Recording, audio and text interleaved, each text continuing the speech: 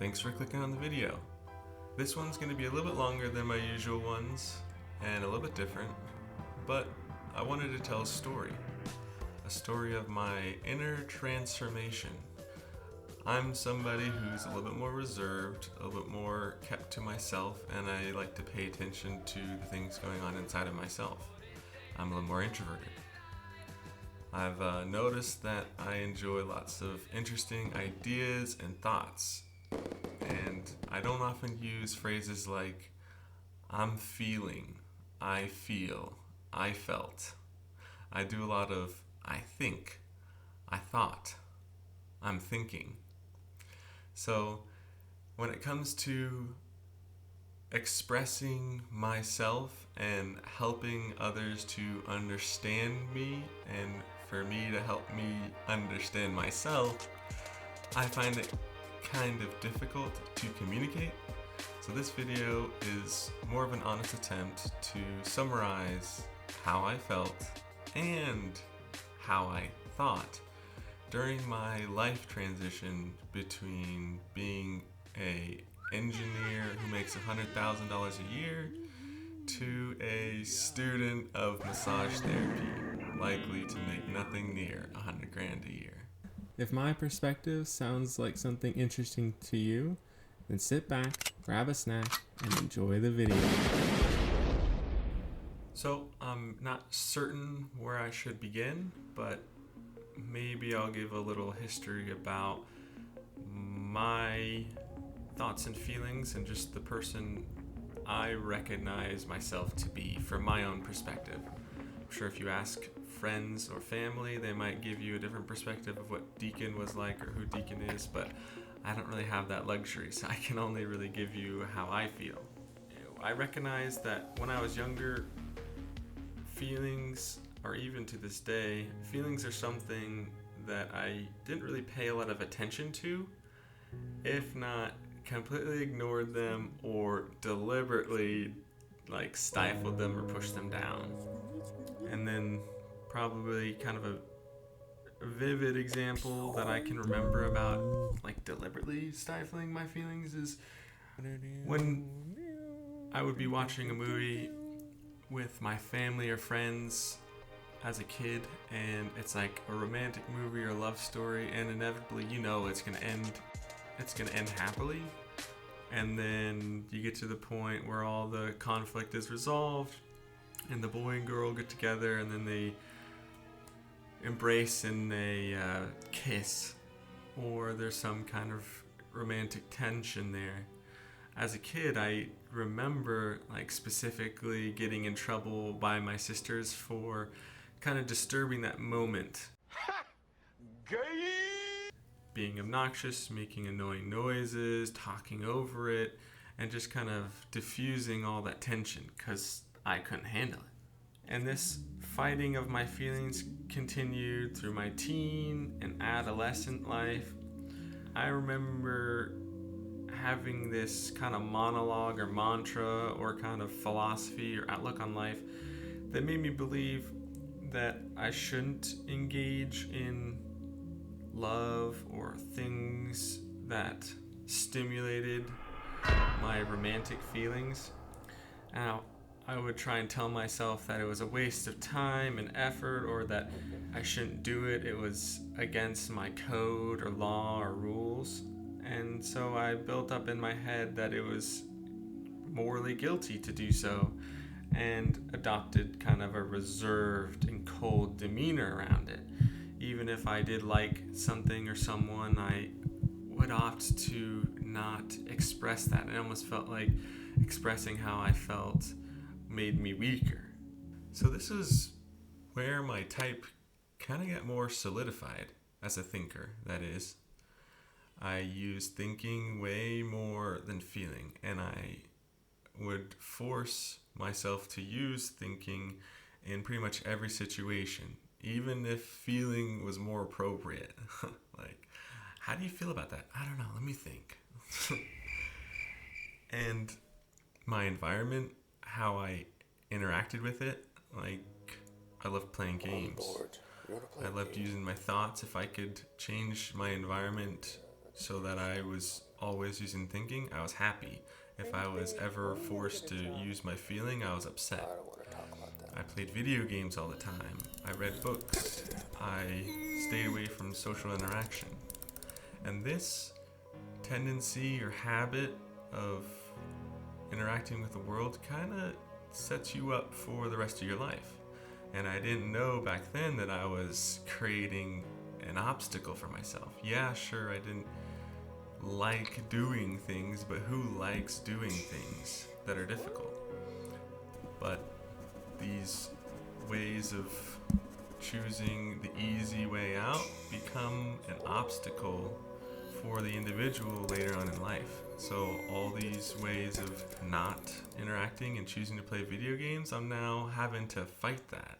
The whole first part of my life, I felt like I was doing it the very best. I felt like I was doing it well because I was preparing myself for a career. I knew that I wanted to be an intellectual. I wanted to go to college. I wanted to be important and smart and make money and solve problems. And I didn't really need to have good relationship skills in order to do that. And I didn't feel like my feelings were an important thing to have as an individual. I'm noticing in retrospect that a lot of the feelings I did have, I relied on collective expectation, like what people thought fit me, what made other people say they're proud of me for doing. That means being a really smart person. People would always say, wow, you're so smart. And that would really goad me. That would excite me, make me feel proud and build me up. So it shows as a particular weakness for me to use my own personal subjective feelings to trust them. I couldn't stomach breaking the rules. I always thought about trusting my superiors, trusting my elders, assuming that they knew what was right for me. But it turns out it was more just a lack of desire to listen to myself. And that kind of feeling or that kind of tendency definitely came to haunt me later on in life. And I didn't realize it back then, but I can't stomach it. It was too hard for me. I didn't like getting into trouble. I didn't like getting into conflict, having to defend myself. So it formed some kind of dependency on structure and a system. I only really felt comfortable inside of a system. I felt good when I was following the rules, and whenever other people kind of told me what I should do and what to look out for and gave me warnings. Going out on my own, not having support from parents and older siblings and mentors, I never wanted to try and do that all by myself. I never wanted to go without them. I always relied on them. So for me, that is evident that I have a tendency to rely on a collective form of feeling. Having and listening to my own subjective feeling about what's good or not good was so weak and atrophied from not exercising it. I always relied on my parents to make the decisions for me. Hell, whenever I went to college and got a job, I did so according to what my dad thought I should.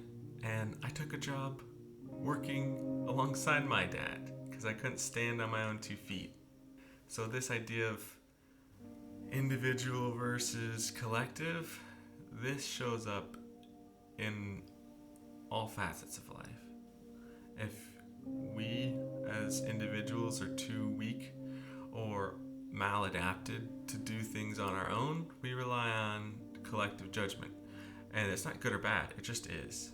But it's helpful. Like a quick example might be if you don't know how to take care of a car and your car breaks, you better bet you're gonna have to pay someone to help you figure it out and fix it. or else you're not going to have a car. And that's what's great about society, is we collectively support the individuals. That's what's great about government. But it becomes an issue whenever you realize as an individual you have certain particular weaknesses and you want to strengthen them. You have to break away from the collective. Me laboring the point about how I grew up and why I am the way that I am and my tendencies is to kind of show that the history of me is one that often suppressed feeling so that thinking could be superior, dominant, and overused. Because when it comes to defining my career transformation, my decision to leave my stable, prestigious, highly paying engineering job and giving that up, it's really hard to put into words because it doesn't make rational, logical sense. Hell, for my own marriage, I can tell you that trying to explain myself to my wife is something that is incredibly difficult. So I can only imagine someone who doesn't spend majority of the days with me, gets to hear my thoughts and see me in daily life. How do they think? I can only imagine they think I'm an absolute just useless shitbag. And so that's kind of the point of this video, is to close that gap, to provide insight so people do understand. I'm trying to describe to you, the listener, how I felt. And it's absolutely not been easy. It's been a sore spot. It's been something that burdens me and hard to justify. And so this video is that attempt, that honest attempt to describe my feelings, to tell you how I felt, so that you can try and understand.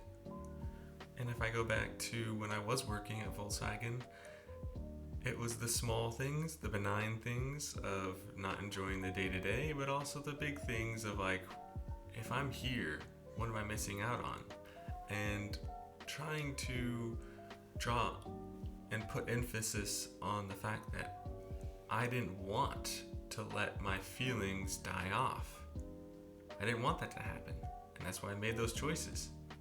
And it's a personal thing. And no one else can make that decision for you. I had to make that myself, and it was not easy. I fight people every day. I fight family and friends for their judgment. I have to assert myself. I have to resolve the conflict. It's not fun, but I think it's important. I think it's the most important thing to me in my life right now, and that's why I'm doing it, and that's what I'm trying to explain.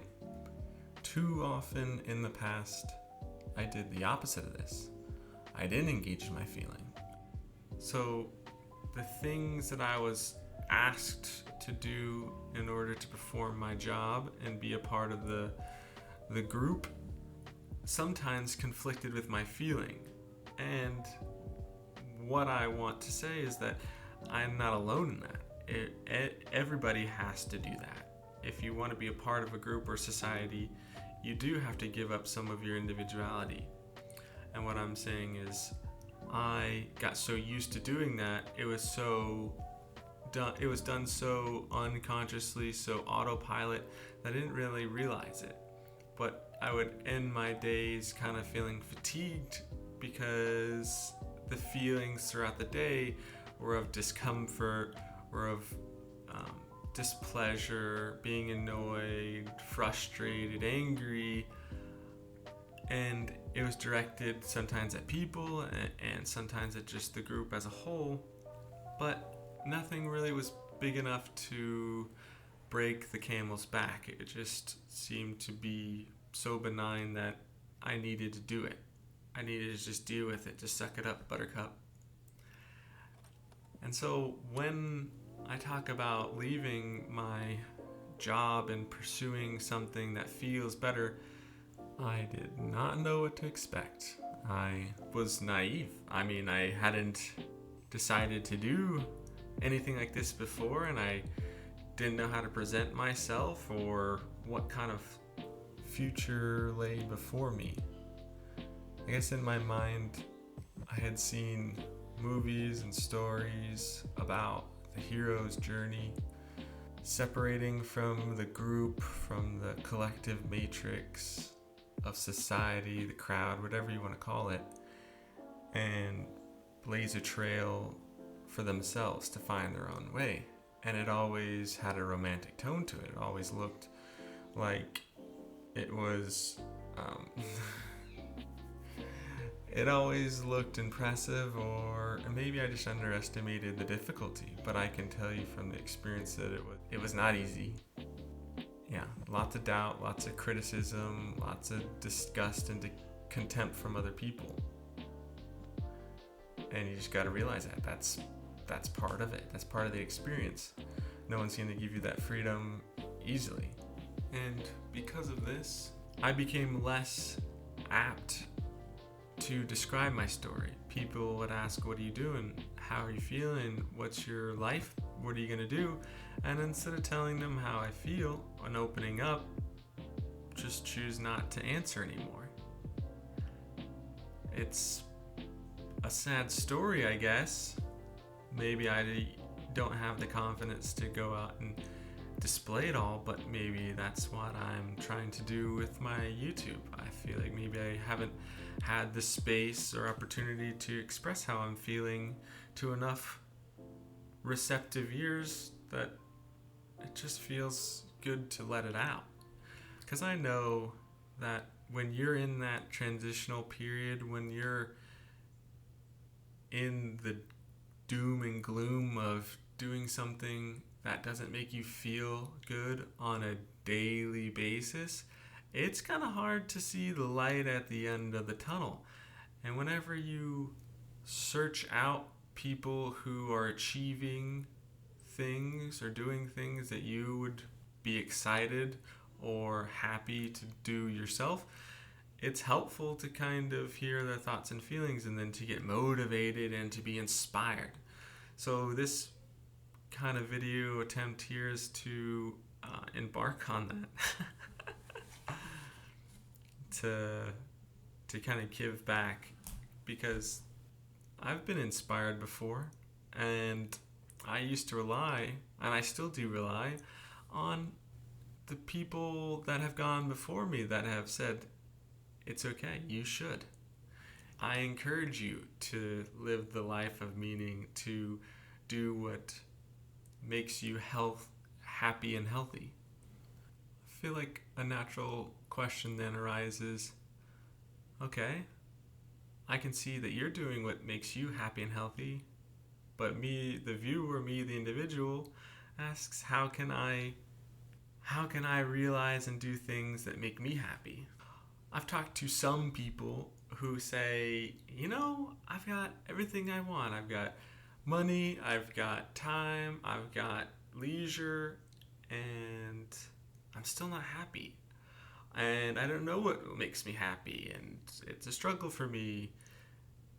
And, there's never really a great answer to give to these people, because each person is individual, and the fulfillment of a happy life is not something that can be prescribed through mechanical, do this, take that, wait this time, engage in this.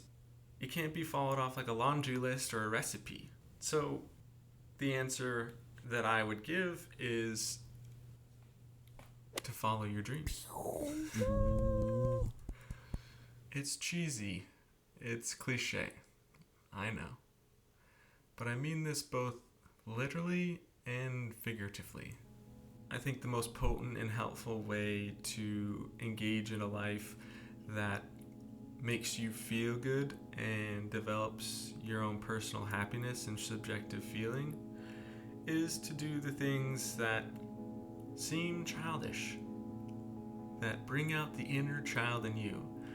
I don't mean to be infantile or to be regressive or to be immature or to be reckless and act like a baby. I mean, there's a certain naive innocence to children there's a certain lack of knowing, but pleasure in trying and doing that comes with being a child. So, for instance, when I was a kid in school, I loved using pencils to draw and to do math and to write on paper, and so it naturally led into interest in drawing. So I won't say that I'm a proficient drawer, and I never really studied or practiced drawing, but to me it feels a little bit childish to want to draw. But who's to say that that doesn't make me happy? I'm the one to say whether it makes me happy or not. And so drawing is something childish. There's no real point in it. I can't sell my drawings.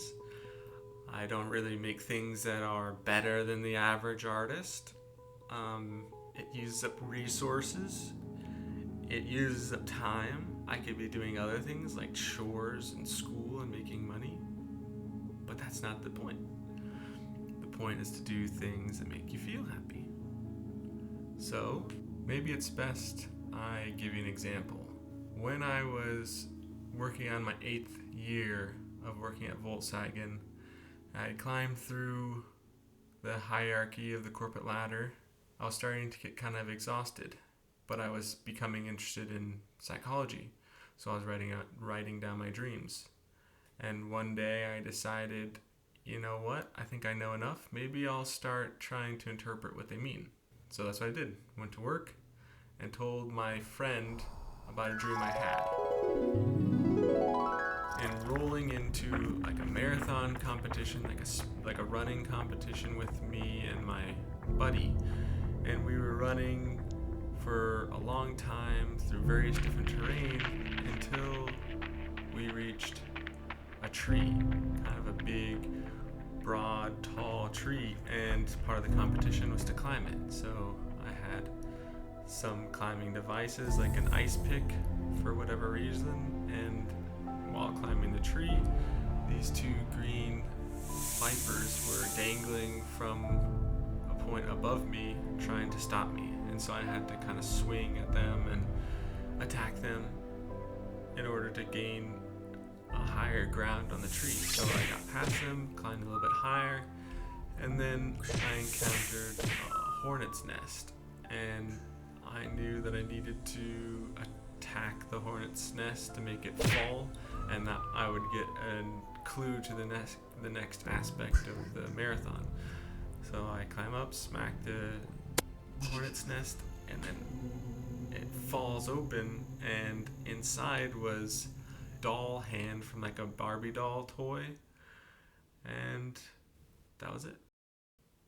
I told this dream to a colleague of mine at work because I didn't understand it. I didn't know what it meant. And he said something profoundly simple that totally illuminated me and just totally didn't. He said, "Oh, hell, man, sounds like you need to go on an adventure." And right after he said that, lights went off in my head and I knew I needed to quit my job. It was as simple as that. Follow your dreams, kids. The colleague continued to say stuff like, "Oh, that's not what I meant," and "Dude, don't quit your day job."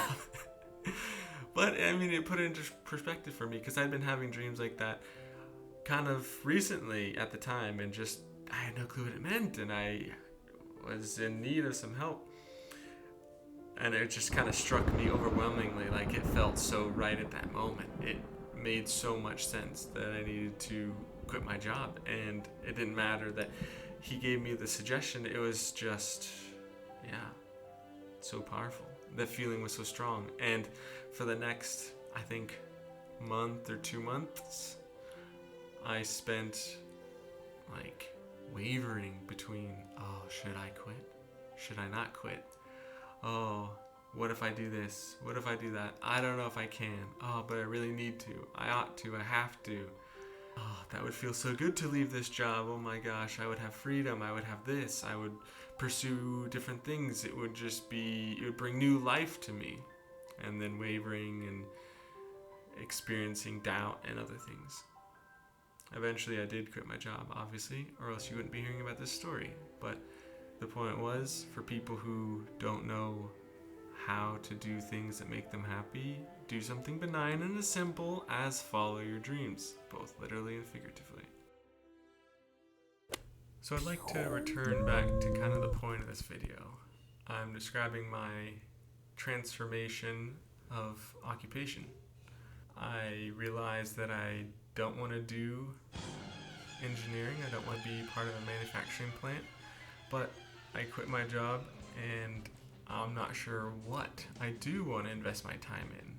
It feels good to be unemployed, but it only feels good for so long. And I'm realizing I need to choose something. I need to pick a direction. I need to invest my time and effort into things that will give me a return. And I want to be a part of society. I don't want to just be blazing my own trail aloof to the world around me. I think a big part of being a human is being able to connect with your humanity, your collective aspect. So I'm taking account of what I want to be. What do I want to offer to the world? What am I willing to provide or sell to make the world around me a better place?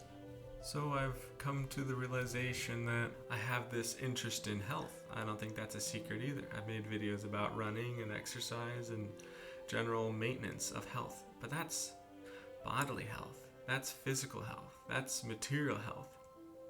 And the root word of health to me is H-E-A-L, heal. I'm interested in healing. I'm interested in health. I'm interested in the process of promoting health, maintaining health, encouraging health. I've been practicing health for my own personal gain for years. I've found it valuable to practice for me, for myself.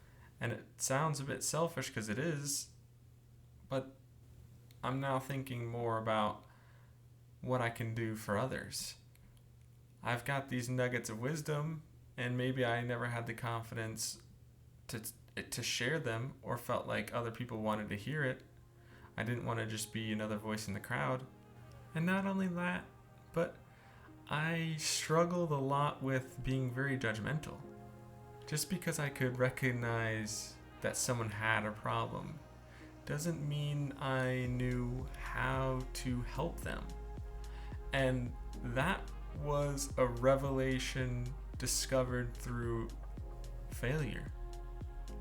I used to have a great relationship with a buddy of mine, and I used to project wisdom onto him constantly, to the point where this person told me flat out on multiple occasions, hey, stop telling me this, stop doing this.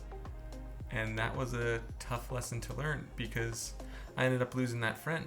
So this experience taught me a lot about the art of therapy. More correctly, it taught me how not to perform therapy or what goes wrong when you don't know how. So moving forward, I want to put myself in situations where people want help. They want therapy. I want it to be appropriate. I don't want to push people's boundaries that don't want to be helped. And I want to learn how to navigate situations that are difficult, how to read when people want help, what help to provide, what situations are appropriate to perceive the needs of others. And that's what encourages me to make my decisions now. During my time that I was unemployed, I was looking for kind of part-time jobs to fill my time. And one of the jobs that I took was being a swim instructor. And I did not take that job for the money, and I did not take that job for the prestige or because of the convenience. The reason I took that job was to put myself in those situations, to put myself in a situation where I needed to help people. And I didn't get to bully them and boss them around, and I didn't get to control them. I had to work with them. I had to work alongside them. I had to support them. I had to encourage them. I had to use my soft skills, my communication, my rapport, and this was a bit of a learning curve for me. I hadn't done that before, but after doing it for a while, I knew this was the right direction. I wanted to do this going forward. I wanted to put myself in those situations where I'm required to use my feelings and help people out. So, massage therapy. When I was in Costa Rica, I remember really spending a lot of time trying to find myself. I quit my job and I had no idea what I wanted to do. I knew I didn't want to work at Volkswagen. I knew that for damn sure. And I made a video about that. Just because you know you don't like something doesn't mean it gives you the courage to do the things you do like. So when I was in Costa Rica, I was kind of soul searching. It's the best way to describe it. And the Airbnb host, as I would come to find out, she'd gone through a similar life change herself. And she left her journals from when she went back to school and she did massage therapy. And I remember reading through them and really feeling inspired and impressed. And I thought, hell, if you can't beat them, join them, you know? Or just, it was a good example. I don't know. I mean, if she enjoyed it and she had a reason for joining it, and it's one of the few examples that I had a tangible experience with someone who had changed their life, I thought, why not, you know? And then the more I learn, the more I've gained experience, the more I'm realizing and contemplating that this is the right choice. And maybe it's not going to be my final transformation, but I have to work with what's within my means. And helping people with their soft tissue manipulation to help relieve pain and tension in the muscles in the body, I'm about it. There's lots of reasons why I think massage therapy is the right path for me, but at this point I think the video is kind of long enough and I've made my point. I wanted to let you know the kind of things that were going on in my life, the things that were motivating me, the feelings I had, the thoughts I were experiencing during my life transformation. I don't know. I mean, I hope this was helpful to other people. I find it helpful when other people share how they're living their lives. And I mean that in a genuine way. I think there's lots of content out there, but it kind of seems meaningless. So this was just an attempt to give an expression to the story that I'm telling, the life I'm living. And if you do enjoy it, you know, be sure to let me know what you thought about it in the comments, and I'll try to continue to share my life in this way. So, I'll see you in the next one. Thanks for watching.